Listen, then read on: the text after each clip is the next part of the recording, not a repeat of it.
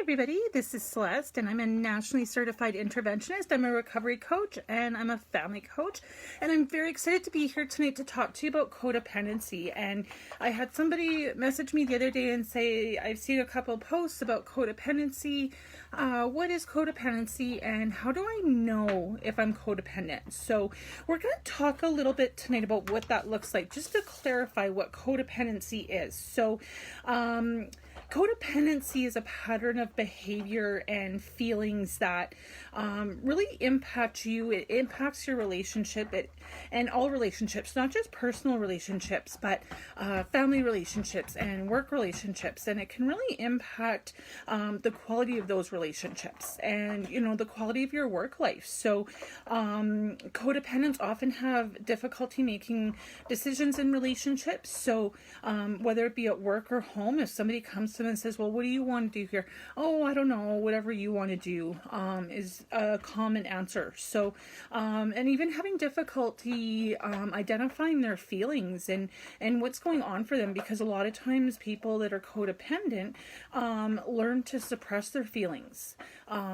because of the codependent behaviors that are going on that we're going to talk a little bit about in the coming up here. So, and also difficulty communicating. So being able to talk about their feelings and talk about what they're going through in their own experiences, and setting boundaries, right? Because people pleasing is a huge pattern in codependent behaviors. So a lot of times people are so involved in that people pleasing behavior that they forget what's going to make them happy and have a hard time communicating what they want, what they need, setting those boundaries, saying no, because they so desperately want to make the other person happy, and oftentimes valuing the approval of other people over your own well-being or what you want. So that's a huge thing in codependency. Lacking trust in your own judgment and your own values, and oftentimes having a lack of confidence or self-esteem. And a big one too is a lack of self-esteem, lack of self-confidence. We've already talked about that. Fears of being abandoned, right? So a lot of times people that are codependent feel like they have to make that other person happy and seek their approval so that they won't be abandoned. And also having an unhealthy dependence on relationships for their sense of self-worth, right? So a lot of times people that are codependent get their very identity and their sense of self-worth from other people, and whether or not they get that other person's approval, whether it be a boss or a coworker or a spouse or a child, their sense of self-worth revolves around that, whether or not that person approves of them. So that can be a really big thing too, is not having their sense of self-worth rooted in their self and how they value themselves. And also times too, having an inflated or exaggerated sense of responsibility. So taking responsibility for other people and their actions, and making sure that they're cared for, and making sure that other people's responsibilities are met. So that's a huge codependent behavior, and that very much leads into enabling. And a lot of times there's a very distinct relationship and a very strong relationship between codependency and enabling behaviors. So, and also a lot of times too, the people pleasing is huge. So the need to please others, even at your own expense, and the cost of your own well-being and your sense of security. So a lot of times the codependent person will aim to please other people at all costs, right? At the expense of being depressed, anxious, hopeless, exhausted, stressed out, worried, worried about what other people think of them, if they're meeting other people's needs. So That's a really huge thing. And a lot of times this codependent behavior comes from, past trauma, dysfunctional family relationships. So, and especially women that were raised to always be the caregivers and the nurturers, right? And to always care for other people and make sure that other people are okay. There's a big difference between caring for others and being codependent, right? So, in any relationship, whether it be with a spouse or a child or even in a work relationship, we want to do for others, we want to help, we want to care for others, but sometimes it can cross that line into codependent behaviors. And how I really help people that I'm coaching make that distinction, whether or not they're just a kind, helpful, compassionate, caring person, or if they're codependent, is how's it affecting you? How's it affecting your life? How's it affecting the people around you?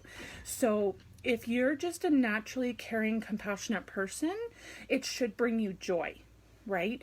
When it becomes codependent, you're going to start to feel a lot of stress, anxiety, depression, exhaustion, feeling resentful. You'll do something for somebody and then be resentful that maybe they didn't notice, or maybe you didn't get the approval that you wanted, or maybe you didn't get the acknowledgement, right? So that's really the big difference, is how engaging in those caring and helpful behaviors makes you feel. So when you start to get a lot of those negative emotions associated with that helpful, kind, caring behaviors, that's when you really have to question if you're codependent. So that's really the gauge that I work with clients on in determining if they're codependent. So if you're feeling that resentful, the resentment, the anxiety, the stress around that, and the worry.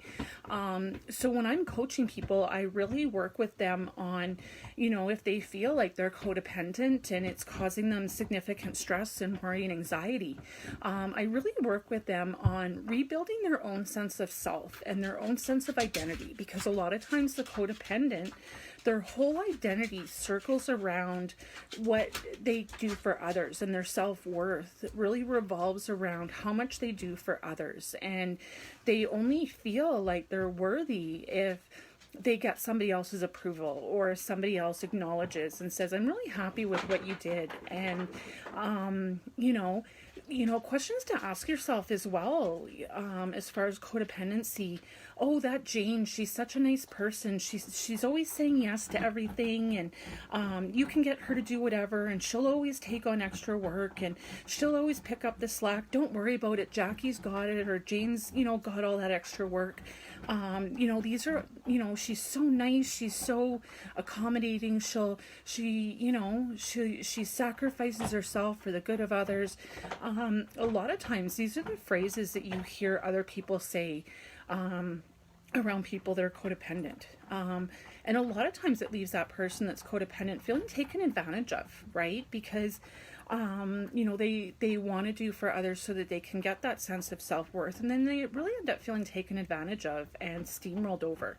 And so that's really where I do a lot of my work, is helping them build up their sense of self-worth with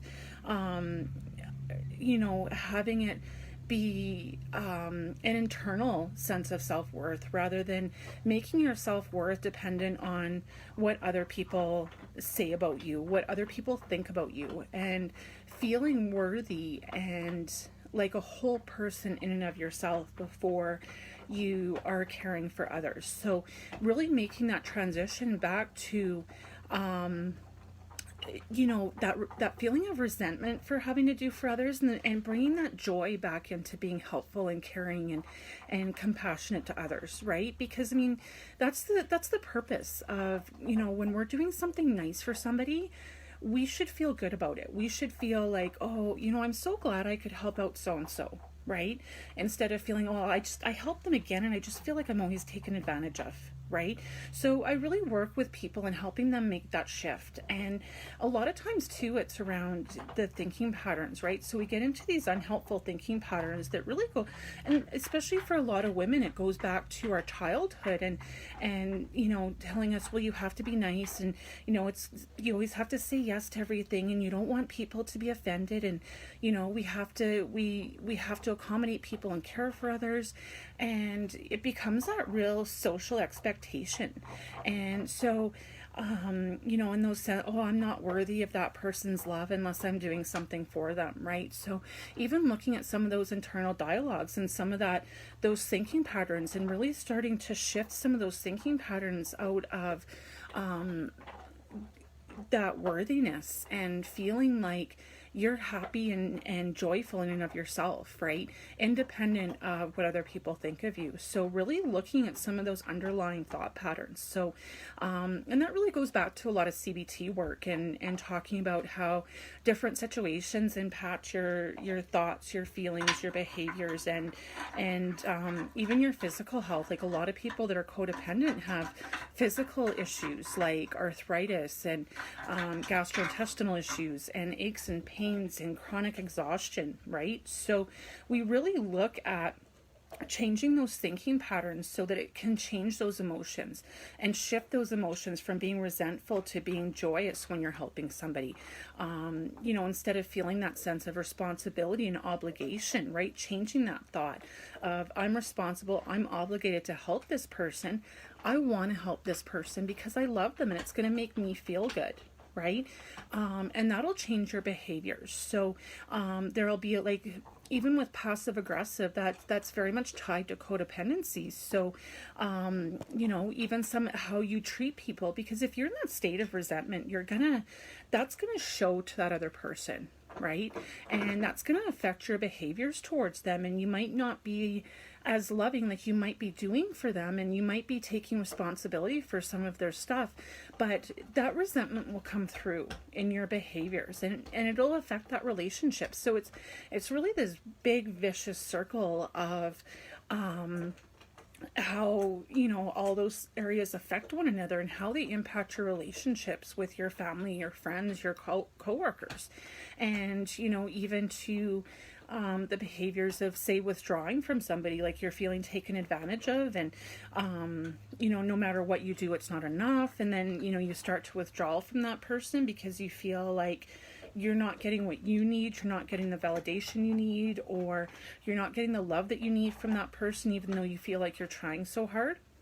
So it really gets you looking, the coaching that I do with people really gets people looking at their thoughts and feelings, and really getting to some of the underlying root causes of the behaviors. And a lot of times that goes back to childhood and trauma and dysfunctional families, and some of those social norms and social expectations that we were taught as kids, and that were reaffirmed in the relationships that we get to as adults. So you know, I really wanted to talk about codependency because I feel like it's such a big issue for a lot of people. And, you know, especially people that struggle with family members or loved ones in addiction. And it oftentimes affects a lot of people that are in active addiction or recovery as well. So it really speaks to both sides of the fence. So, you know, if you feel like what I've talked about today resonates with you, I want you to give me a call and we can talk about it, and we can start focusing on changing some of those behaviors. And I'd be really excited and really happy to work with you on that. So I'll leave my contact information in the comments, and we'll connect. Message me, call me, we'll connect, and we'll get you working on some of these behaviors. Thanks for tuning in tonight. Have a great night.